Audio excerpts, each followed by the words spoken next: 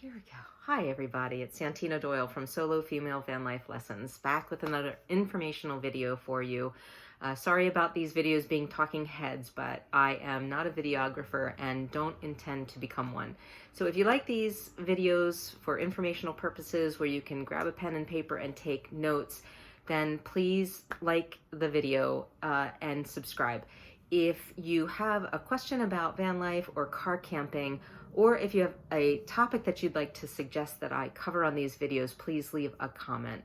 And if you'd like to connect with real people to camp virtually on the East Coast, camp virtually, I can't believe I just said that, to camp in person or to meet up virtually if you're not on the East Coast, you might want to connect with my meetup group, which is Solo Female Van Life Adventures, which meets every other Wednesday at 7 p.m. Eastern Time.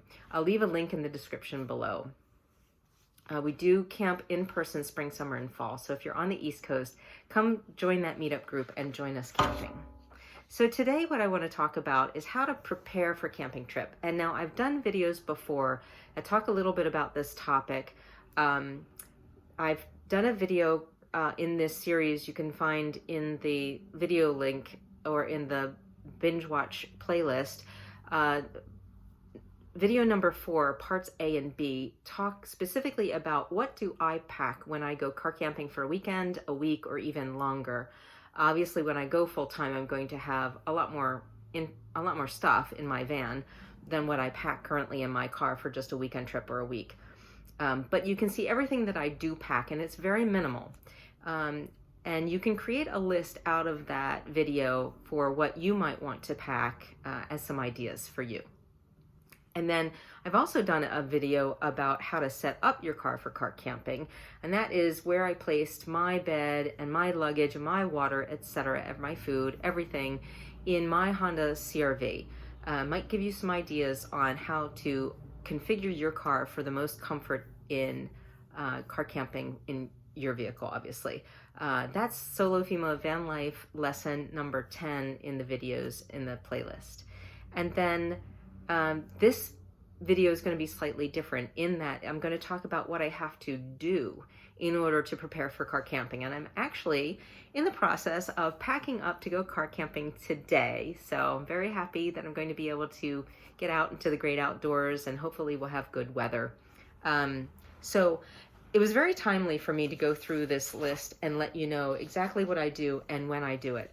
So if you haven't yet grabbed a pen, paper, or pencil, feel free to pause this video now and grab one of those so that you can create a list of everything that you might want to do in preparation for going car camping or on a camping trip. And so welcome back if you did pause the video. So I've broken this out into different time frames that you would want to consider doing these things. So for instance, one of the things you will want to do as far in advance as you possibly can, I'm sure, is if you're not going to boondock, which is free camping on public lands, then you might want to reserve a campsite or camp spot or a hip camp or something like that. You want to do that obviously in advance and make sure that you get a confirmation of your reservation, probably in email or text, so that you know you're all set up for that camping spot. If you don't like to reserve camp spots, and I'm not a big campground person, but I go because it's convenient. But if you prefer motorized dispersed camping, just remember that in some of the states on the East Coast, you can camp for free in state forests. However, you might have to reserve them in advance. They're free, but you still have to reserve a spot for motorized dispersed camping. And then of course you can use apps like iOverlander, freecampsites.net, those kinds of apps or websites where you can find where people have boondocked or stealth camped in any particular area that you won't have to pay for, but it's not really technically, it's not public land and it's not technically allowed parking, but you can get away with it. Or some companies will allow you to park in their parking lots overnight, and it's probably best practice to go in and ask permission from the manager. Apart from that, so one of the couple of other things that you do want to do before you go out on your excursion is to arrange for pet sitting, house sitting, and ask off from work. I think all of those things go without saying, but I thought I'd put them on the list because I'm trying to be comprehensive. And then one of the biggest challenges for me is to plan the meals that I'm going to take on the road, because I do not have a refrigerator. I do have a cooler, and so I do have to pack slightly differently than if I did have a refrigerator. So plan your meals in advance if you're the planning kind of person. Otherwise, you can just wing it and go out to a store and get what you want, or a restaurant. What I do for my cooler is I freeze some of those, I believe they're 8-ounce water bottles that I've reused over and over and over again, and I just put them in my freezer until they're completely frozen. I put them in the 4 corners of my cooler, which, thank you, Heidi. Heidi gave me a cooler from COVID-19 vaccine, so it's a really thick-walled styrofoam cooler, and taught me this trick of putting the 4 frozen water bottles in either corner and then my food in between, and it stays, for a weekend, it certainly stays quite cold in my cooler, and nothing spoils, that's for sure. Now, of course, if you're going to be if you're going to be cooking while you're camping, then you want to make sure well in advance that you have enough of the liquid fuel, gas, whatever you're cooking on, if it's going to be something that you purchase, that you have that and you have time to purchase that in advance. You don't want to necessarily be going shopping on the day that you're trying to leave for a campsite or a camping trip to meet up with people at a certain time. So I recommend that you check that well in advance and replenish your cooking gas if you need to. And then something else you might want to do if you were using a campfire the last time you were camping and you did not have an opportunity to air out anything that you camped with, like your sleeping bag or your tent, etc. Maybe you came back from that camping trip and it was raining at your location and you didn't want to put up your tent to air it out. You didn't want to put your sleeping bag out on the line in order to air it out. You might want to do that well in advance when the weather's nice, of course, to make sure that for this camping trip, everything is nice and fresh and doesn't smell like camp smoke.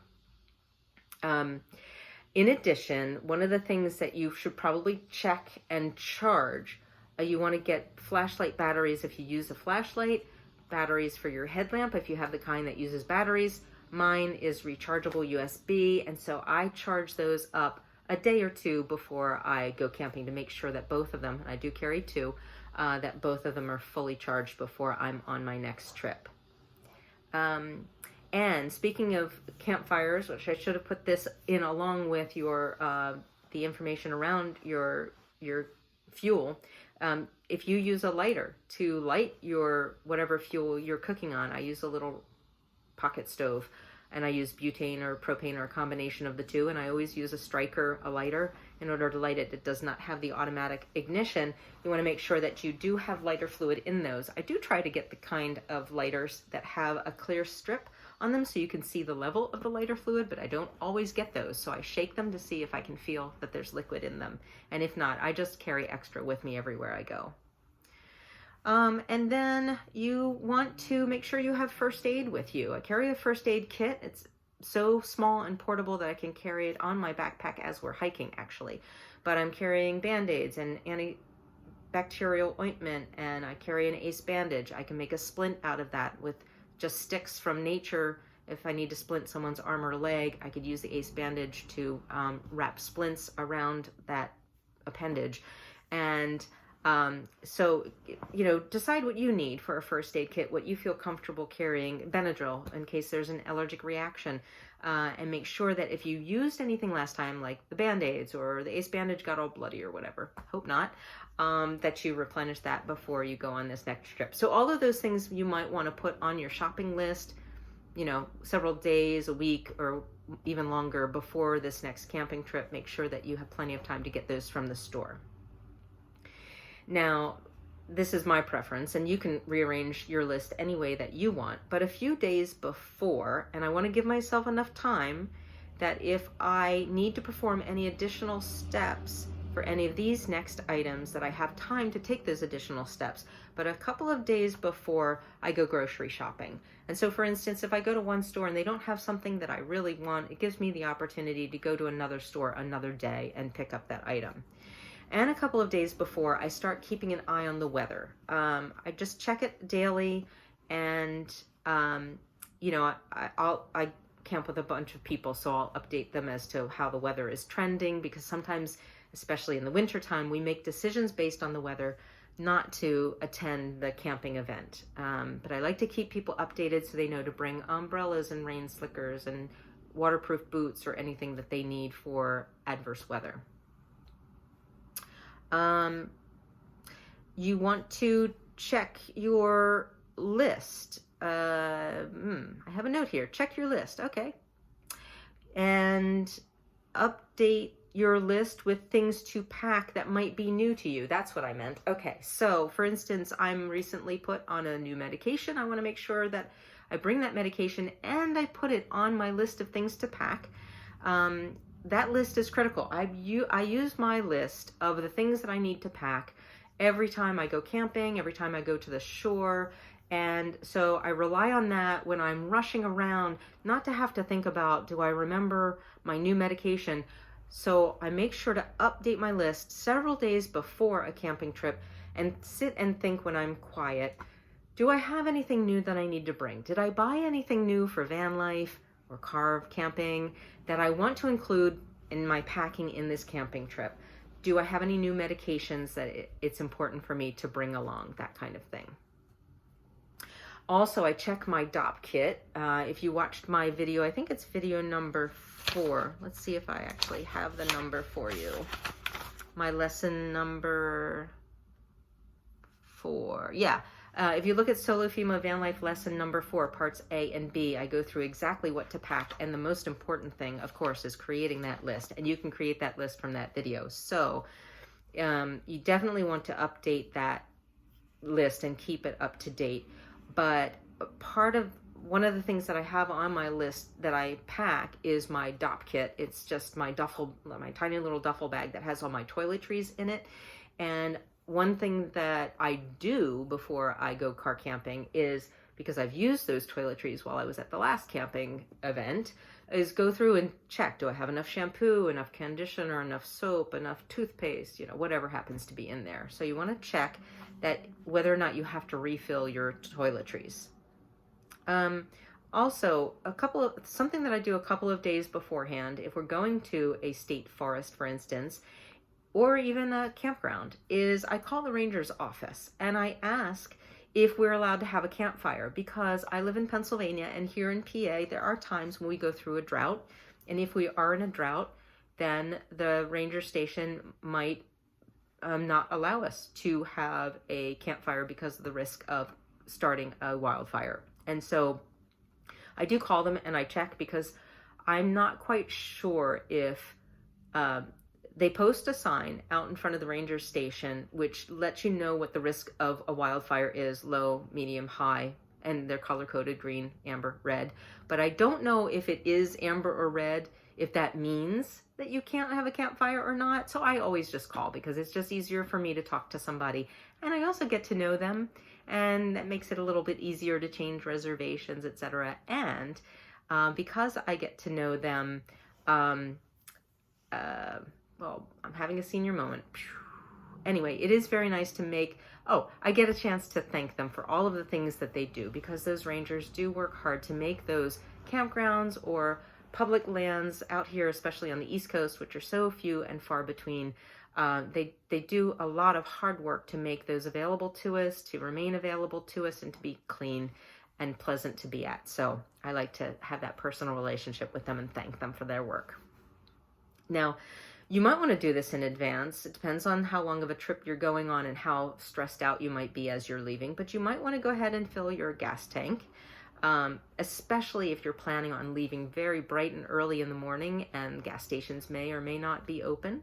And then something else to consider several days in advance is to grab some cash if you're going to have tolls along your route. So you have the cash for tolls in case the ATM machine that you were planning on hitting on the way out is broken or unavailable, whatever. It gives you an opportunity to go somewhere else and get that cash. You're not stressed out on the day of leaving for the trip, because on your way there, you need toll money, you stopped at an ATM and it was it's not available because of maintenance or something ridiculous like that. That always happens to me. Now, depending upon how soon you like to do things, if you like to plan like I do, or if you are kind of more of a last minute kind of person, you may want to do this the day before or the day of, but certainly you want to pack.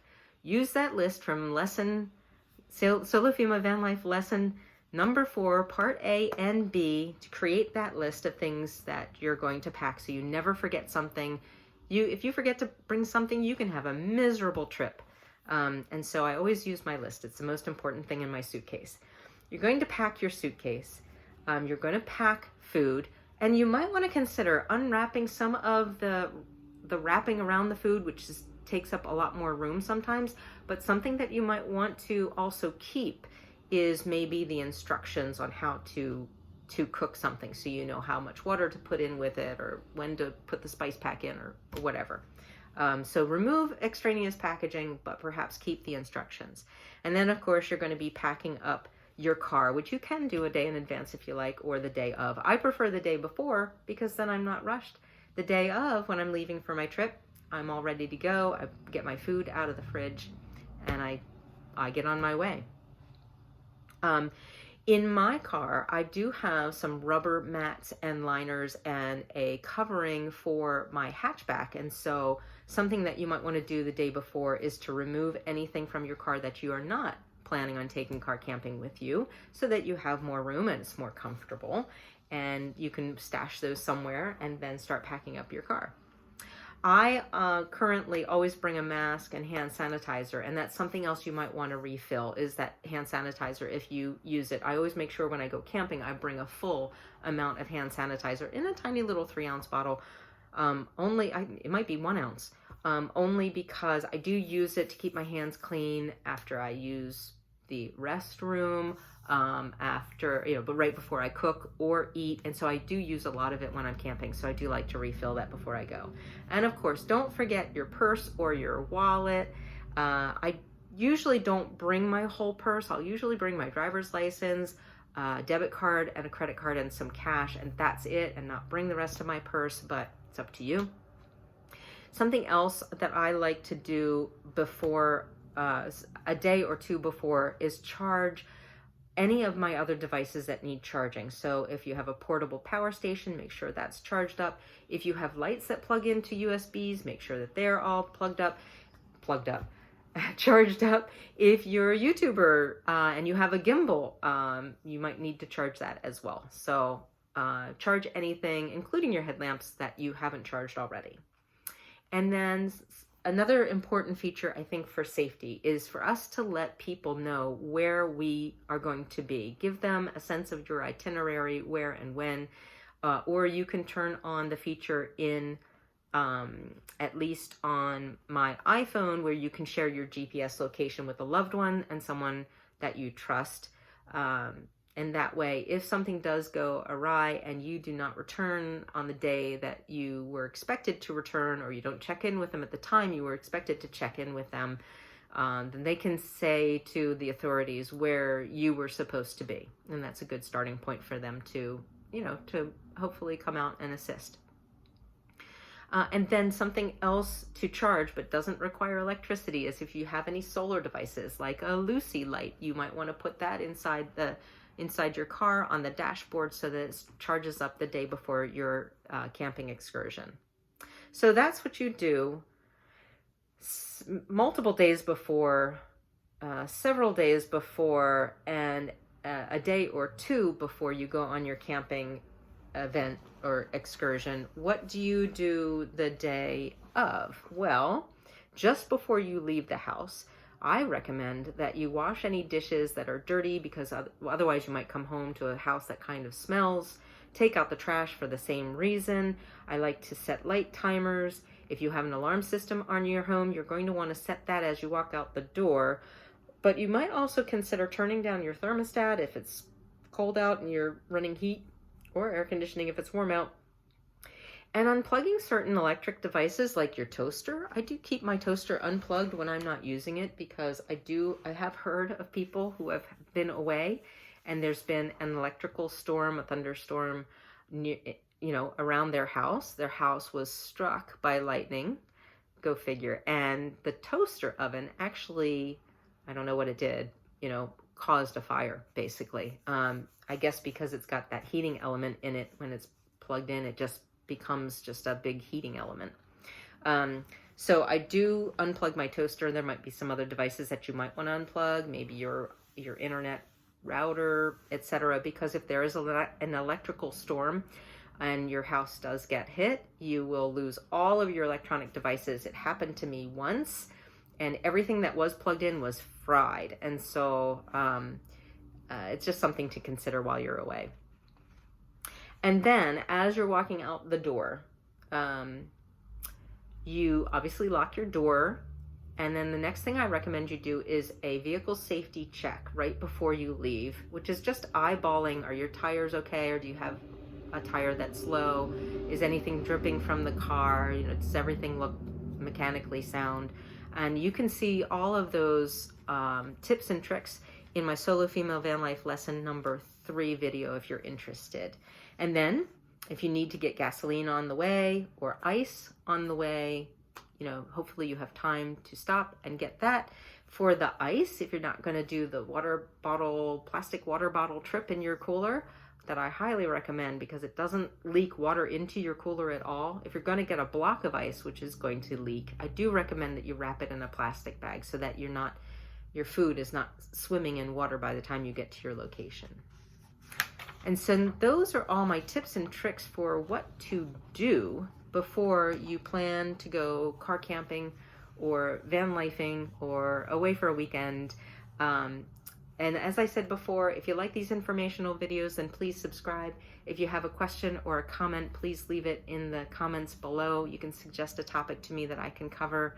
And if you want to connect with our meetup group, we meet every other Wednesday, 7 p.m. Eastern Time, and I'll put the link to the meetup group in the description below. Thanks very much for watching, and I'll see you next time.